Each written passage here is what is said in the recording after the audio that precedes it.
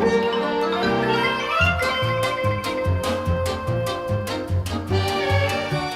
everybody, it's Chris Eads, Wootini, over at gaygamer.net, here with another weekly video podcast.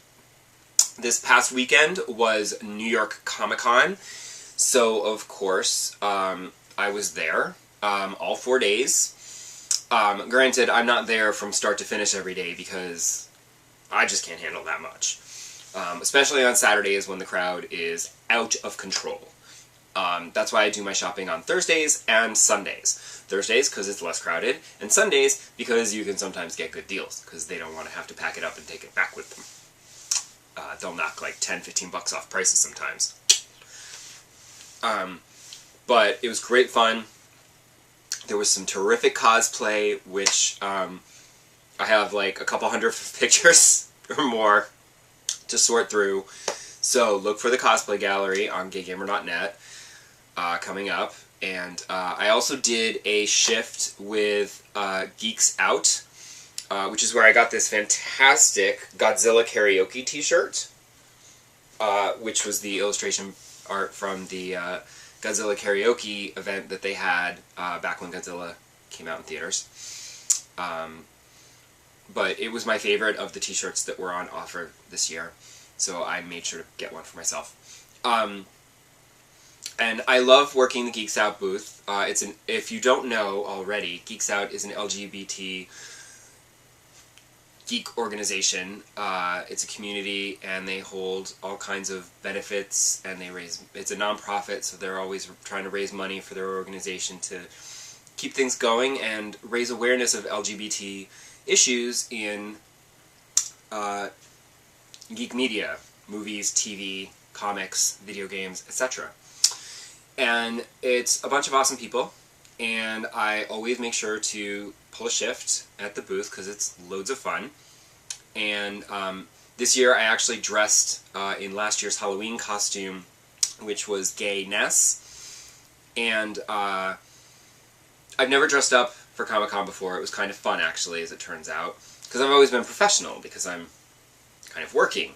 But I said I will not be working this day. This day I'm going to dress up as Gay Ness, and I'm going to work the Geeks Out booth, and it was great fun. I love people, taking pictures. People recognize the costume and stuff. Although they're like, Ness! And I'm like, well, actually, I'm Gay Ness, but I'll take a picture with you, sure. Except for when Lil Mac stopped by. He wandered by, and then things got a little bit out of control. There was some smashing, but it's okay. Everybody gets along at Comic-Con. Except for when the crowds get really bad, and then you can't get through. But whatever. So I did also play some games at Comic-Con, and you can look forward to some articles about those. I was thoroughly delighted by LEGO Batman 3, until I found out that this thoroughly delightful level is actually a bonus level and not part of the main game, but I would like a whole game based off this because it was the Batman TV series and it was awesome. And I would like a whole LEGO Batman TV game, basically, is what I'm saying. And it was also the first time that I was able to get my hands on, or off, as I should say, Fantasia Music Evolved. It's never good demoing a rhythm game in a convention setting because you can't really hear it that well, and it's very important to hear the music if it's a rhythm game. But it was still super cool, and I recommend you check it out. There is a demo available. It's for the 360 and the Xbox One with Kinect, obviously. And it's by Harmonix, who do Rock Band and Dance Central, so they know their music games and they know their Kinect games. So I recommend you check out the demo because it's kind of a hard sell because you're conducting music with gestures, but you're also remixing the music and creating your own spin on these songs, and it's very weird, but it's really cool, and I recommend you check it out. It's a hard sell, but if you play the demo, you'll understand what I'm talking about, and you'll see how cool it is. So I am currently working on my review of that, which you can look forward to on October 21st when the game launches. In other news, I'm also... No, I'm not going to talk about that yet, because I want to end on an up note. First, I want to do a little bitching about Alien Isolation, which came out last week, which I was super excited for. Everybody was loving it. I did go with easy because I had heard that it's kind of hard. The problem is that I go to put the game in, and long gone are the days where you can actually put a disc in and start playing that game. Remember those days?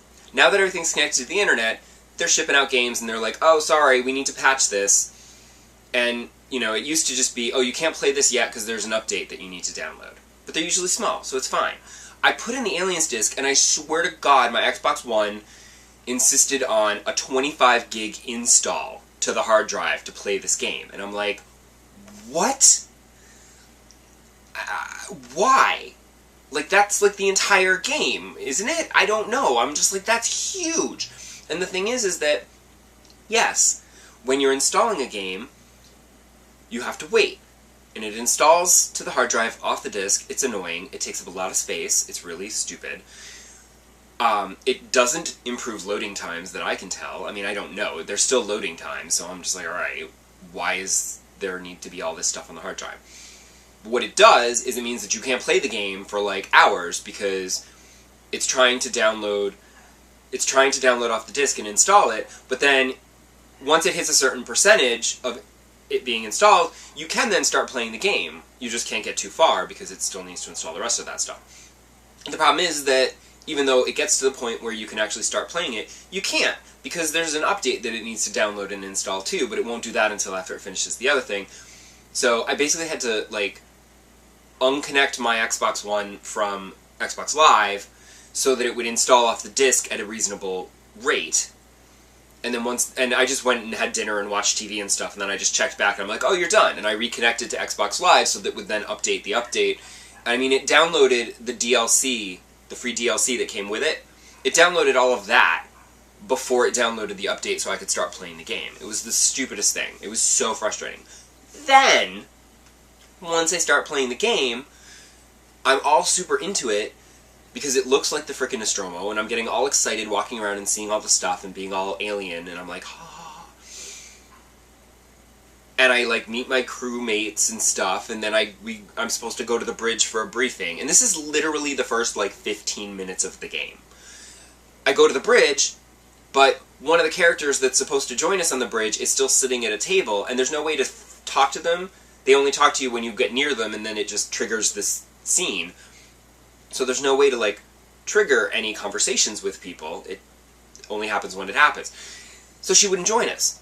And I saved my game, I quit the game, I restarted it, I loaded my save, and I went and did that again, and she still wouldn't get up, and I'm like, what the F?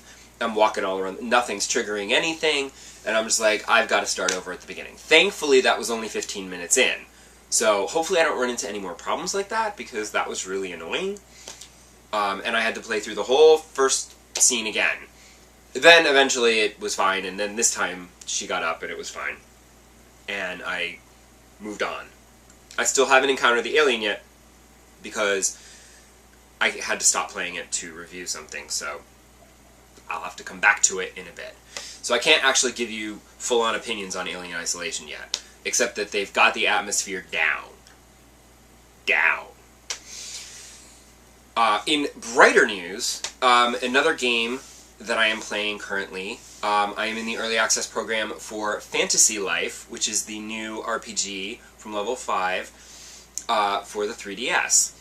And it is utterly delightful. I am not even kidding you. It is the cutest RPG I think I've ever seen. Like, even more so than... I don't know. I mean, Ni no Kuni is awesome because you're in a Studio Ghibli film, basically. So it's awesome. But this is just, like, the cutest frickin' thing. Like, there's, you know, like, there's just this whole... There's humor to everything. Like, it doesn't take itself too seriously, and it's just... It's adorable. The whimsy is fantastic. So I'll have something resembling a review when that launches on October 24th. Even though it's clearly epic and I won't have like finished it by the 24th, but I feel like by then I should have enough of a feel of how the game's going to go, and it'll be alright to review. But I definitely recommend this if you like RPGs and you don't mind whimsy and humor. Check this out. You can follow me on Twitter at WootiniGG. I will be tweeting about the game as I play it, including pictures, because as with all awesome 3DS games, they have the ability to take screenshots so that I can post them on Twitter. And that's it. I feel like I've rambled on way too much. This is a really long one, so I'm going to stop now. Come back next week, and I will have much more to say about Fantasy Life and why you should be playing it, because it's so super fun and adorable. So I will see you then. Same bat time, same bat channel. Bye!